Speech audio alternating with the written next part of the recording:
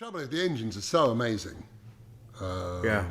You know, I remember going with Gordon to see Paul Rocha, and Gordon said, well, the first thing we have to do is drink some beer. I went, okay.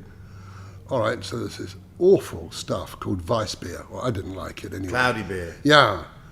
So we had about 6 pints of that, and then we did this whole thing with Rocha, and I flew back to Gordon, and I said, Gordon, this is never going to happen. Yeah, well, I said, no, this has to go before the board.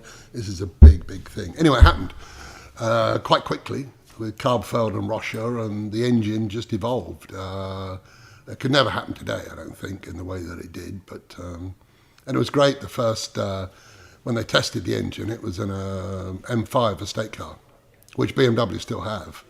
Brilliant. So somewhere there is an M5. That is the Chris Harris dream car. That's it, yeah. I've driven it. It's an outrageous thing, but so that was the first sort of, but it didn't really need any development. Sorry, I'm nursing a bit of a trouser tent here after hearing that. That is the dream car, isn't it? Yeah. God Almighty. Yeah.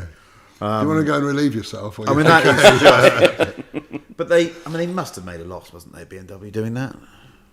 I think, you know, in the end, McLaren didn't. I mean, they were. I think when I went there on a big loss, but part of the engine negotiation, we encompassed the touring car program. So we did the BMW touring car program, which helped. So we basically got out of the engines, and there are hardly any engines at all. Really? Yeah, I know someone that's got two, but so how many blocks have you got? Can't remember now.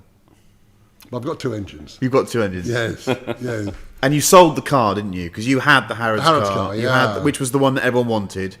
Yeah, I had it for 18 years.